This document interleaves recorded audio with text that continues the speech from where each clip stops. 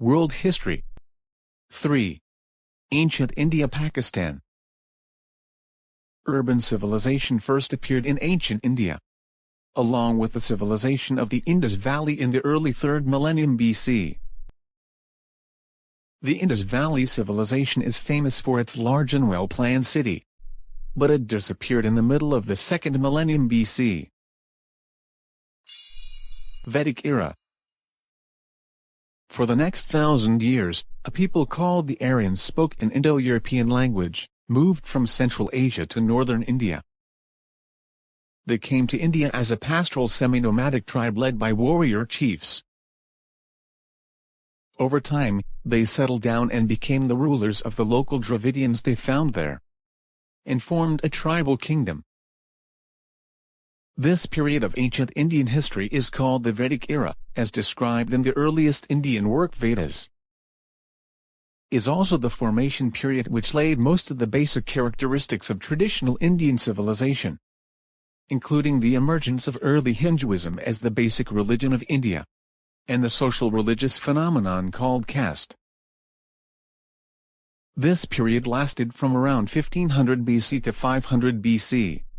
In other words, the migration from the early Aryans to the time of the Buddha. That was one of the most creative eras in Indian history, and witnessed the emergence of two new religions, Jainism and Buddhism. The Mauryan Empire. Under a series of kings of the Nanda dynasty, reigned 424 to 322 BC, the kingdom expanded rapidly, covering most of northern India. And under the subsequent Maurya dynasty, the empire continued to cover the entire northern and central parts of India.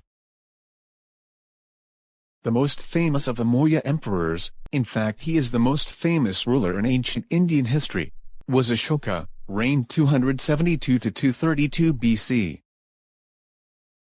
He is an extraordinary and charming ruler, compassionate, tolerant, firm, seeking justice and happiness for all his subjects. About 50 years after Ashoka's death, the huge Mauryan Empire began to collapse. Peripheral provinces gradually disappeared, and by the middle of the 2nd century BC, the empire had shrunk to its core area.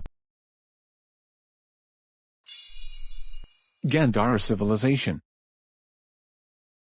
In the northwest of the subcontinent, in today's Afghanistan, another influential country emerged, namely the Indo-Greek kingdom of Bactria.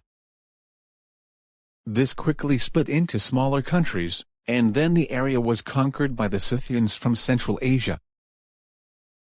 They were driven out of the northwest by the Kushanas, who established a powerful empire spanning northern India and parts of Central Asia. These countries in the northwest have inherited and nurtured a unique culture, which modern scholars call Gandhara civilization. Buddhism is the main religion here, and Gandhara's position on the Silk Road is far-reaching. The most striking thing is that its missionaries brought Buddhism to China. Gandhara also has a deep cultural influence on the Indian subcontinent.